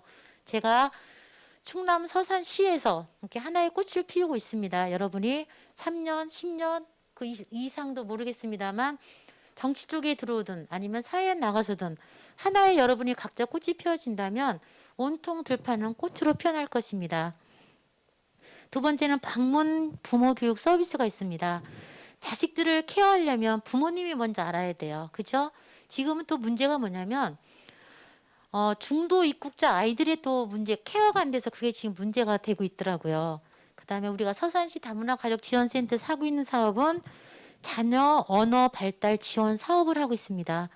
이런 대부분의 프로그램은 거의 지자체마다 거의 비슷해요. 그럼에도 불구하고 각 지자체별로 사업비라든가 이게 차이가 있다 보니 프로그램이 살짝씩 차이는 있습니다. 대동소이할 뿐이지 거의 비슷한데요. 다문화 가족 사례 관리 사업을 합니다. 사례를 관리를 해야 지금 서산시 같은 경우는 실태 조사를 5년마다 하고 있는데 안 하고 있어요. 그래서 제가 이번에 굉장히 감사한 게요. 내가 이번에 명지대학교 정치외교 학생들 대리로 강연을 하는데 서산시 다문화 가족에 대해서 이렇게 강연을 하려고 한다. 그럼 이 실태 조사를 해야 될 텐데 어떻게 할 거냐? 하겠다라고 확답을 받고 왔습니다. 과장님한테. 예, 이 실태 조사가 되지 않는 이상은요. 관리가 전혀 이루어질 수가 없습니다. 그다음에 결혼 이민자 통번역 서비스 사업을 하고 있습니다. 지금 코로나 때문에 우리 자국민의 소상공인들도 굉장히 힘들지만 외국인 노동자들이 굉장히 어려움을 겪고 있습니다. 서산시에는 비정규직 센터라는 게 있습니다. 근데 그 비정규직 센터에 얼마 전에 이주 여성 노동자가 임금을 못 받은 거예요. 몇 년을 못 받았는데 이 여성은 그만두기를 원하고 사업 고용주는 그걸 주지 않으려고 싸움이 붙은 거예요. 그래서 결국에 어떻게 하다가 이 비정규직 센터에 왔는데 언어가 안 되는 거예요. 그래서 결국에는 그 이전 거는 받지 못하고 이렇게 몇 달 것만 받고 그만뒀다라는 얘기를 제가 센터장님한테 들었습니다. 그래서 제가 그 말씀을 드렸어요. 센터장님, 서산시 다문화 가족 지원센터에는 많은 여성들이 있습니다. 각국의 여성들. 왜 그분들을 와서 통역해달라고 안 했을까요? 하면서 제가 서산시 다문화 가족 지원센터와 비정규직 지원센터와의 MOU 체결을 하도록 해서 이번에 맺게 됩니다. 어떠한 임금 체불이든 어떤 억울한 일이 있을 때 통번역 굉장히 중요합니다. 또 부모 코칭 사업 교육도 하고 있고요. 부모와 자녀 상호작용 교육도 하고 있습니다. 여러 가지 이렇게 쭉 저희가 프로그램을 하고 있는데요. 가장 중요한 건 자조 모임이라는 게 있습니다. 동아리. 여러분들이 만약에 내가 낯선 세상, 그 외국에 나가서 살아갈 때 여러분들은 주로 누구를 찾겠어요? 우리 한국 사람을 찾지 않겠습니까? 왜? 일단은 언어가 소통이 잘 되고요. 문화적인 걸 잘하는 문화가 똑같기 때문에 그분들을 찾을 수밖에 없는 상황이에요. 근데 문제는 서산시에도 자조 모임을 하고 있습니다만 다문화 지역 가족 지원 센터에 나오지 않는 그분들을 발굴하는 게 가장 중요하다라고 그래요. 다문화 가족 지원 센터에 나오는 이주 여성들은요, 그래도 살 만큼 어느 정도 안정이 돼 있는데 그렇지 않은 사람들을 굉장히 또 많다라고 하더라고요. 그래서 이 자조 모임 활성화를 위해서 저희들은 계속적으로 강조를 하고 있습니다. 포스트 코로나 뉴노멀 시대의 비대면 정책들의 위험성을 경계해야 한다라는 제목으로 제가 얼마 전에 신문에 기고한 내용을 좀 말씀드리도록 하겠습니다. 언택트 및 온택트가 방역을 위해 피할 수 없는 시대적 흐름이라는 것에는 전적으로 저 또한 공감을 합니다. 여러분도 공감하실 것입니다. 하지만 부작용에 대한 고찰 없이는 위험할 수밖에 없습니다. 비대면에 일상하는 자칫 면대면 깊이 나아가 타종교, 타인종, 타지역 혐오로 이어지는 등 인간성 상실에 피해를 낳을 수밖에 없는데요. 이번 코로나19로 인해서 많은 분들이 어려움을 호소했습니다. 제가 소상공인연합회 코로나 이후에 가장 먼저 간담회를 제가 자청해서 한 것이 소상공인연합회 회원들이었습니다. 당일날 간담회를 하고 이런 거 해주세요라는 얘기를 다 듣고 나고 그 다음날 한 분이 자살을 하셨습니다. 너무 힘들어서.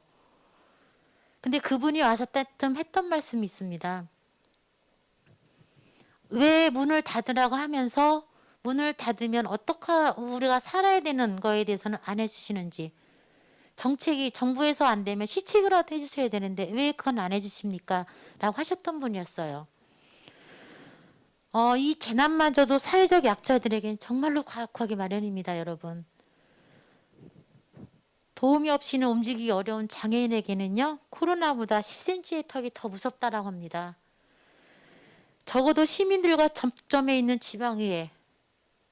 지방의원들은 뉴노멀 시대를 맞이해서 비대면 정책에 소외되는 사람은 없는지 저는 계속적으로 강조해 왔습니다. 또한 그런 분들을 챙기려고 노력해 오고 있습니다.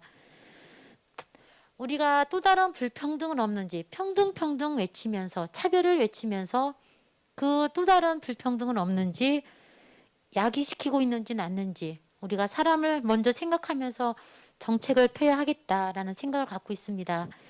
여러분, 비대면에 대한 기술적인 측면은 민간에 맡겨두겠습니다. 비대면 정책으로 어려움을 겪고 있을지라도 사회적 약자에게 더욱 신경 쓰는 것은 저희 지방의회, 서산시의회가 하겠다라고 이렇게 기고문을 작성한 적이 있습니다. 얼마 전에요. 저는 사람이 우선이다라고 어느 분이 하셨지 않습니까? 저도 마찬가지입니다. 사람 위에 사람 없고요. 사람 밑에 사람 없습니다. 제가 7남매 6번째 막내딸로 태어났는데요. 저희 8년 전에 돌아가신 저희 엄마가 늘 그랬습니다. 여자 딸이 5이에요, 저희가. 딸도 당당하게 나가서 일해라.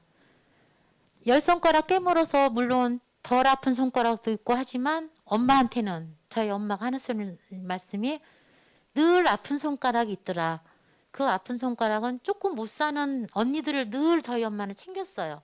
그 모습을 보면서 내가 어떠한 일을 할 때 저는 좀 잘 사는 사람들은 별로 신경을 안 씁니다. 그 말씀은 그분들은 스스로 자정옥해서 살아갈 수 있는 분들이에요.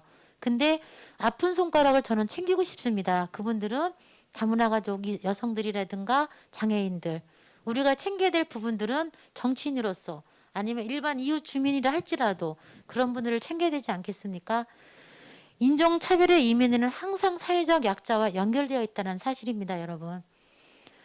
인종차별 자체가 상대적인 우월주의에서 비롯되다 보니까 내 집단의 외부인이 침입하는 것을 용납하지 못합니다.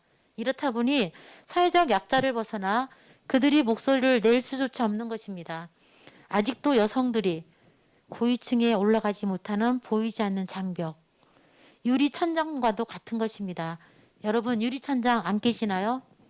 깨집니다. 제가 한서대학교 학생들한테 그랬습니다. 다 여학생들이 모였었는데요. 어떤 사람은 한 번, 두 번 해서 부딪혀서 깨질 유리천장이 있고 10번, 20번, 30번을 쳐야 깨지는 유리천장이 있습니다. 여러분들이 앞으로 사회생활을 하면서 사회생활로 나갔을 때 한 번에 쳐도 안 되면 10번, 100번을 쳐서라도 그 유리천장 반드시 깨십시오라고 제가 말씀을 드렸습니다. 저도 서산시의 역사 30년 여성 첫 의상을 하면서 굉장히 단단한 유리천장에 부딪혔었습니다. 아 그래 30년이 안 됐던 일을 내가 어떻게 바꾸겠어 라고 제가 포기했더라면 제가 어찌 보면 이 자리에 없을 수도 있습니다. 여러분 도전하는 사람이 전 가장 아름답다고 생각을 합니다. 우리 남학생들도 있는데요. 아까 유리천장에 대해서 말씀을 드렸죠. 강한 여성이 아름답습니다. 여러분들이 포스트 코로나로 인한 뉴노멀 시대가 누군가에게는 우한한 기회가 될 것입니다. 그죠? 예. 하지만 누군가에게는 더 큰 아픔으로 남을 수도 있다는 얘기예요. 여러분들이 지금 학생으로서 아니면 그게 편안하신가요? 학생이란다 할지라도 주변을 돌아보면 아픔을 겪는 사람들이 있을 것입니다. 내가 정치인이 되면 아니면 내가 사회인이 됐을 때 내 주변의 사회적 약자들, 인종차별 이런 부분에 관심을 기울여야지 아닙니다. 실천하는 자가 저는 아름답다라고 생각이 듭니다. 오늘 부족한 제 강연을 들으면서 혹시 내 주변에는 차별이라는 그런 단단한 유리천장에 여러분들이 아픔을 겪고 있는 사람이 있다 한다면 그분들을 정말로 함께 할 수 있는 그런 사람이 되면 얼마나 좋을까. 제가 오늘 낯선 세상에선 각자가 이방이다는 제목으로 이 자리에 섰는데요. 저와 여러분도 지금이 아닌 내가 태어나고 자란 곳이 아닌 또 다른 낯선 곳에 갔을 때는 여러분과 저도 이방인이 될 수밖에 없습니다. 여러분들이 이방인이 됐을 때 그 이방인들의 마음을 보듬기 이전에 그분들을 먼저 보듬는 우리 학생들이 돼서 우리의 미래 정말로 여러분들의 세대가 기성세대가 됐을 때는 인종차별 이런 낱말이 없는 그런 세상이 되었으면 좋겠다는 말씀 드리면서요. 마치도록 하겠습니다. 고맙습니다.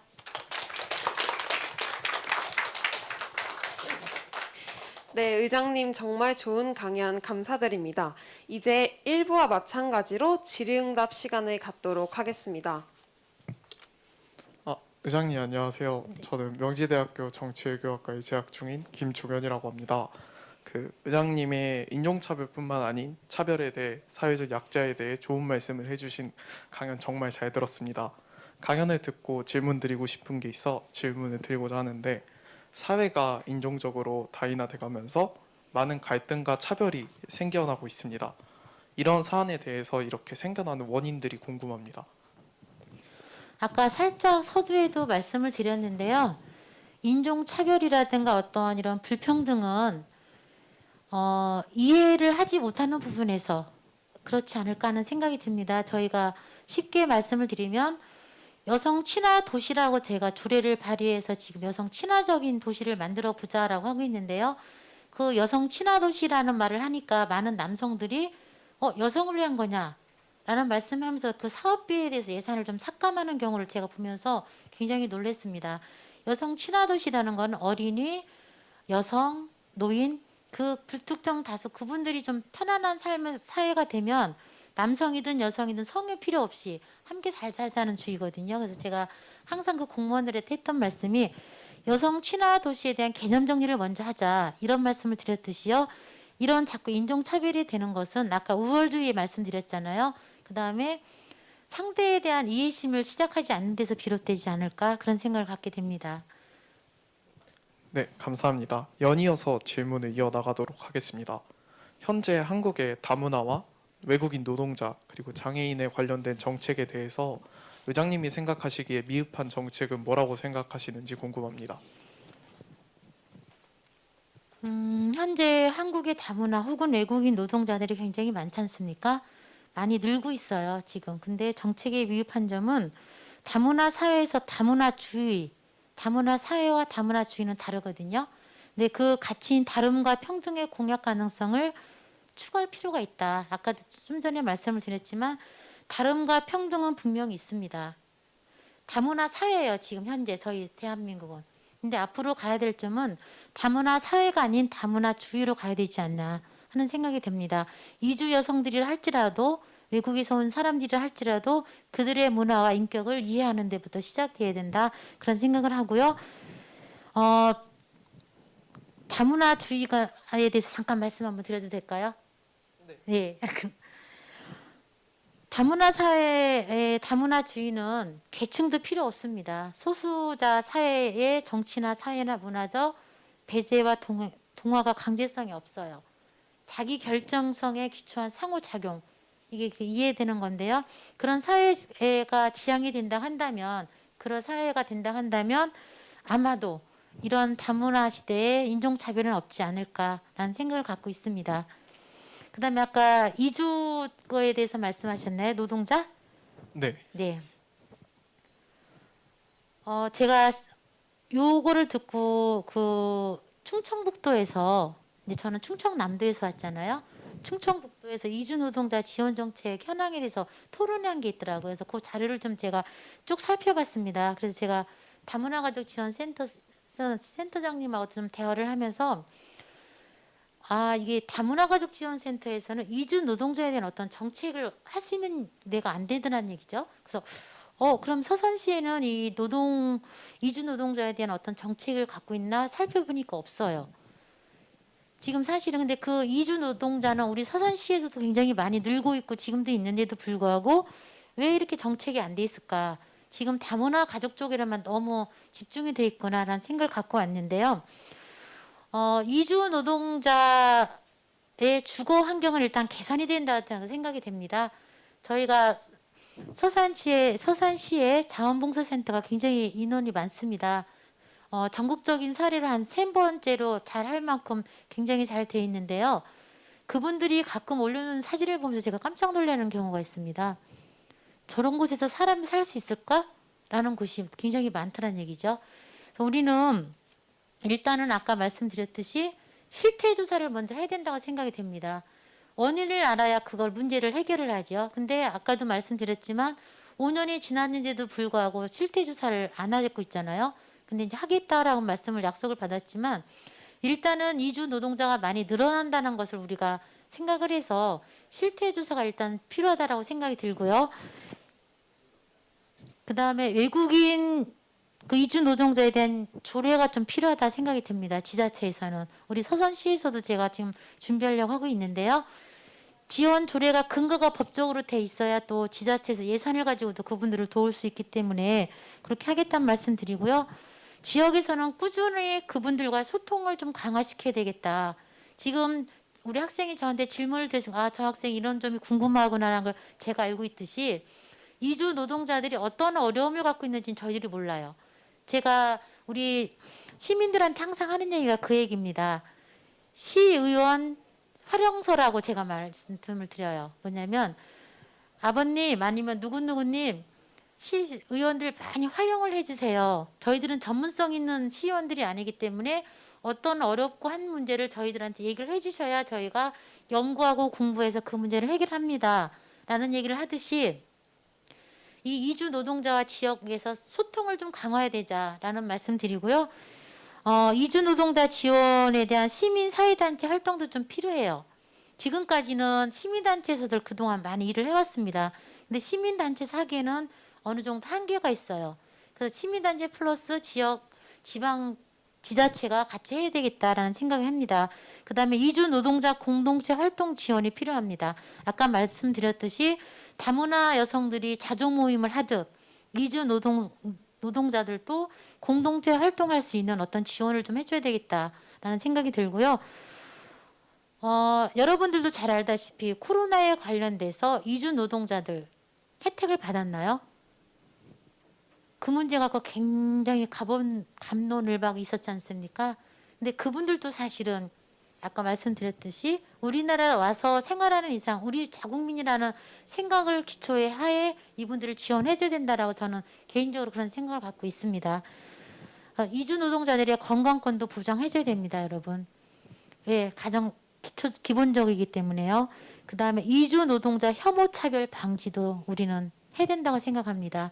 우리 서산시가 얼마 전에 환경교육 도시라고 지자체에선 처음으로 선포식을 가졌어요. 그건 뭐냐면 여러분 지금 코로나 때문에 환경의 중요성 누구나 다 깨닫고 있지 않습니까? 근데 어른이 됐을 때 받아들이는 것과 아이 때부터 교육을 받아서 그 환경의 중요성 아는 것과 굉장히 차이가 있습니다. 그래서 저는 교육장님이나 학교 교계에 있는 분들한테 늘 하는 말이 그겁니다. 다문화 가족들이 앞으로는 더 많이 늘어날 것입니다. 그러면 이 차별을 없애려면 무엇부터 해야 되느냐? 가정에서 하긴 사실은 쉽지 않아요. 그럼 어린이집, 유치원, 초중고 이때까지만 해서 계속 교육이 반복적으로 이루어지다 보면 그 다문화에 대한 인종차별 없어집니다. 그래서 저는 이주 노동자에 대한 혐오차별 방지를 계속적으로 우리 서산시에서도 홍보하자라고 주장을 하고 있습니다. 그리고 쉼터를 좀 지원해줘야 되겠다라는 얘기를 합니다. 저는 이렇게 하면 답변이 됐나요? 네, 아주 잘 됐습니다. 감사합니다. 네. 또 질문 있으신가요?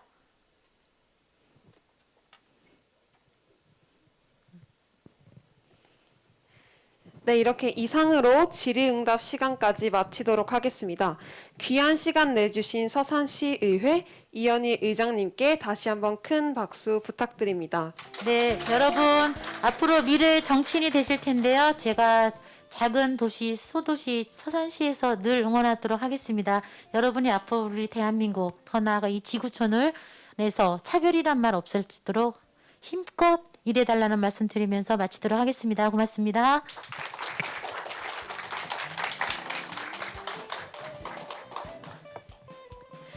네, 이제 이렇게 강연의 1부와 2부가 모두 마무리되었는데요. 여러분 유익한 시간 보내셨나요? 네, 오늘 이 자리를 마련해 주신 선거연수원과 명지대학교 미래정치연구소, 명지대학교 미래정책센터, 명지대학교 정치외교학과와 그리고 유권자 페스티벌 기획단분들께 진심으로 감사드립니다. 또한 유권자 페스티벌에 관심을 갖고 지금 이 순간 유튜브 시청을 통해 이 자리를 함께 빛내주신 시청자분들께도 진심으로 감사의 말씀 올리겠습니다. 이상 2020년 명지대학교 유권자 페스티벌을 마치도록 하겠습니다. 지금까지 사회를 맡은 명지대학교 정치외교학과 김지인이었습니다. 감사합니다.